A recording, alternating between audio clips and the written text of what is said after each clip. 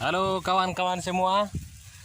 Di tempat saya ini sebentar lagi musim tanam padi akan segera tiba.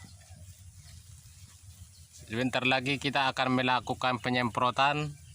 Berhubung di sini musim hujan, jadi kita tunda penyemprotannya dulu menunggu airnya surut.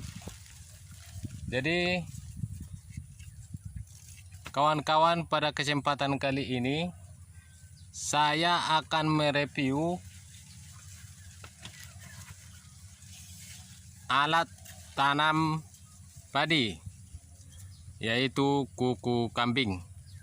Karena di video kita sebelumnya ada kawan kita yang bertanya bagaimana sebenarnya kuku kambing atau seperti apa kuku kambing yang digunakan untuk alat menanam padi. Oke, di kesempatan kali ini saya akan jelaskan bagaimana cara membuat kuku kambing ini dan juga cara penggunaannya. Mana alat tanam padi ini, yaitu kuku kambing ini, kita gunakan untuk menanam padi tanpa olah lahan atau tanpa olah tanah. Jadi kawan-kawan, langsung saja saya akan perlihatkan kuku kambing yang akan saya review ini. Namun bukan berarti kuku kambing ini tidak bisa digunakan untuk lahan yang kita olah. Kuku kambing ini juga bisa kita gunakan untuk lahan yang kita olah atau lahan seperti biasa yang kita tanam dengan menggunakan tangan atau tanpa alat. Oke kawan-kawan, saya memperlihatkan di sini ada 2 buah kuku kambing. Inilah yang selalu kita gunakan pada saat kita menanam padi. Di tempat saya ini hampir semua menanam padi dengan menggunakan kuku kambing.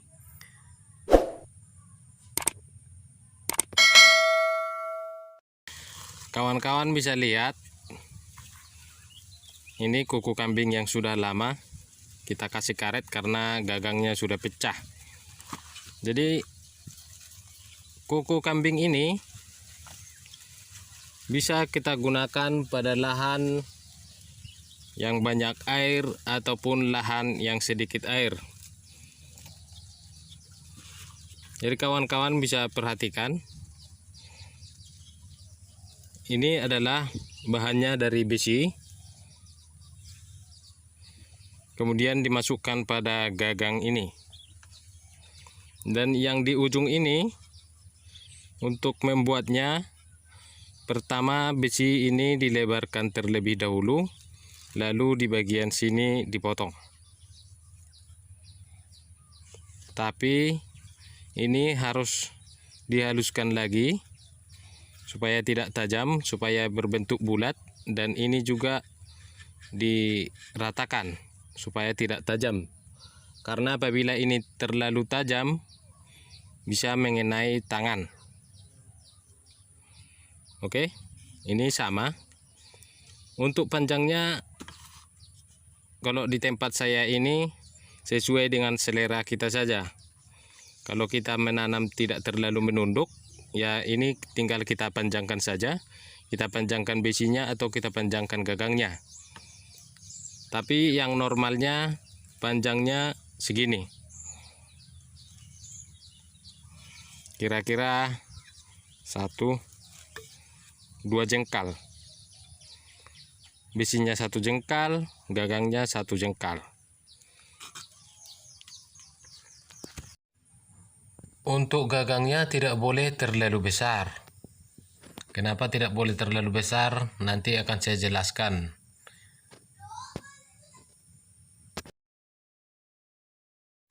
Ini dikasih pengikat kawat supaya besi tidak mudah lepas dari gagangnya.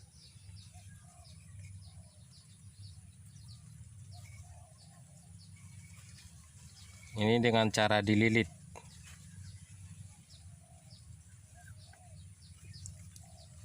Untuk ukuran besinya, kawan-kawan bisa perhatikan, yang ini lebih kecil daripada ini, yang ini lebih besar.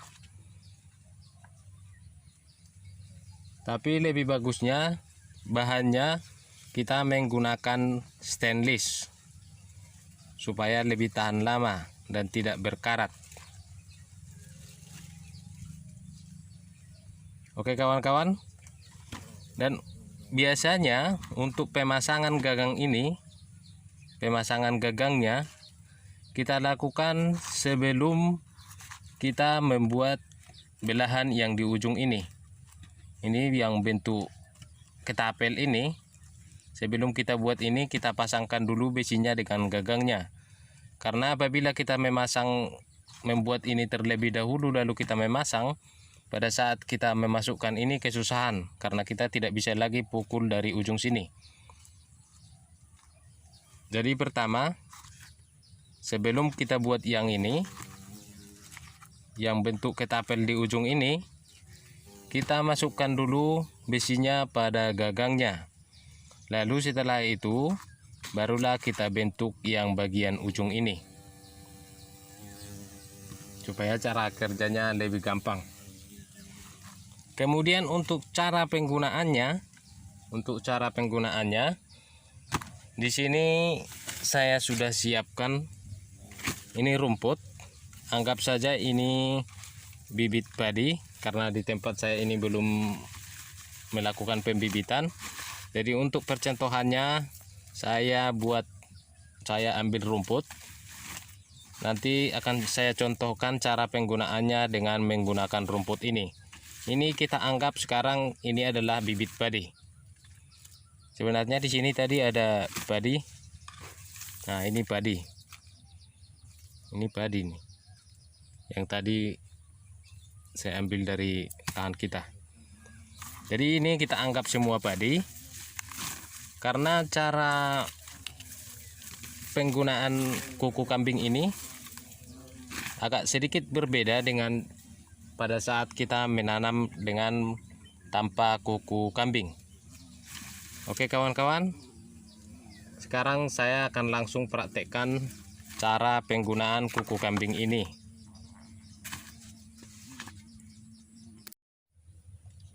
Oke kawan-kawan, kita anggap saja ini adalah padi atau bibit padi yang akan kita tanam. Biasanya kalau kita menanam dengan menggunakan tangan atau tanpa menggunakan kuku kambing, kita cara memegang bibitnya seperti ini. Bibit padi di sebelah kiri, lalu kita menanam dengan tangan kanan. Kita masukkan seperti ini ya. Masukkan ke tanah. Lalu seperti ini. Akan tetapi dengan menggunakan kuku kambing, cara memegangnya seperti ini. Kuku di sini, tangan kanan, lalu bibit padi kita di sini, tangan kanan juga.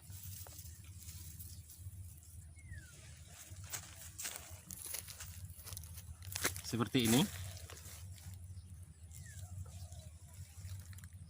Jadi cara menanamnya, kita ambil bibit padinya, lalu masukkan pada bagian akar.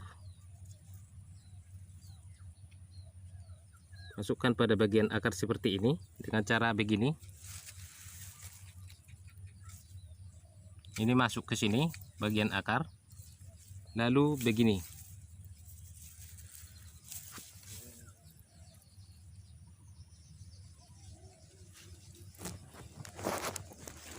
Kawan-kawan bisa lihat.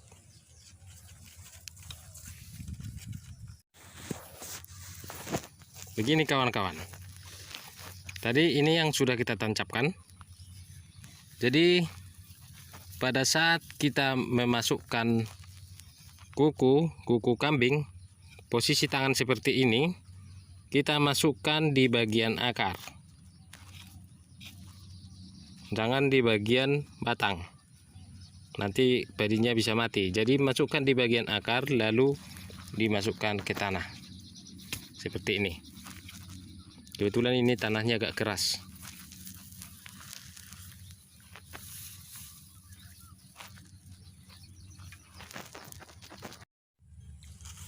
Oke kawan-kawan, supaya lebih jelas ya. Ini tadi di tangan kanan.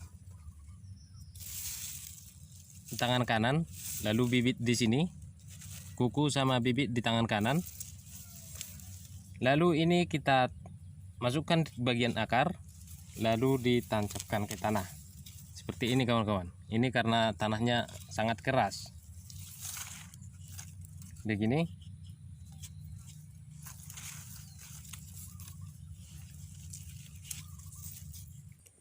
Oke, untuk lebih jelasnya lagi kawan-kawan, perhatikan cara menanam dengan menggunakan kuku ini.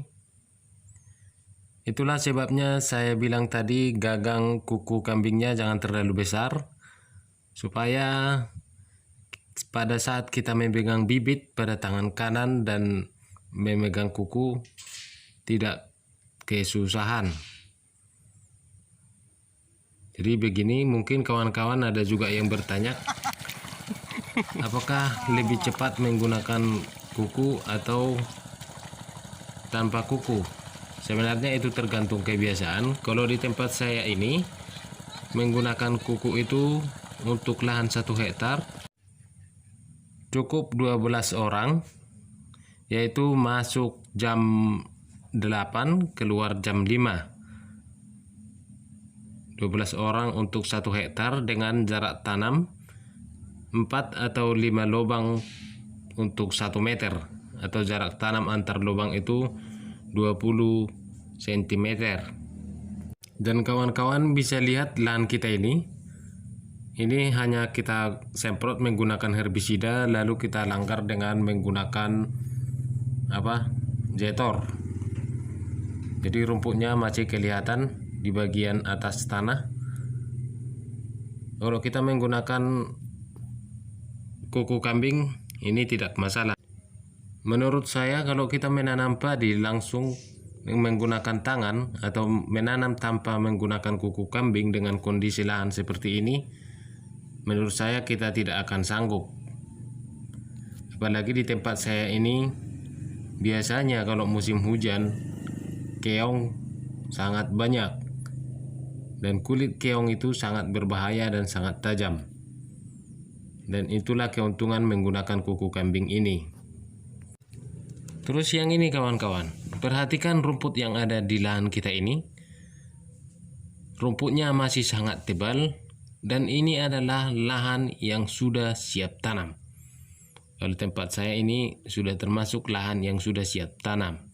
Kawan-kawan perhatikan, ini sudah dikasih jaluran. Itu artinya proses penanaman akan segera berlangsung. Ini lahan 1 hektar. Ini kemarin sudah saya upload di video kita yang sebelumnya. Ini rumputnya sangat tebal, dan ini bisa kita tanami apabila kita menanam dengan menggunakan kuku kambing.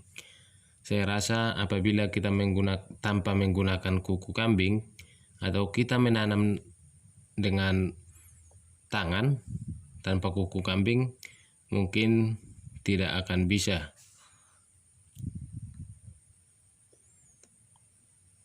Untuk menanam tanpa kuku itu atau menanam langsung dengan tangan, memang prosesnya pada lahan itu agak sedikit panjang atau sedikit melelahkan. Berbeda dengan menggunakan kuku, proses pengolahan lahan atau persiapan lahan itu hanya sebentar. Cuma bedanya apabila kita menggunakan kuku, bibitnya terlebih dahulu kita renap atau kita pindahkan pada pembesaran.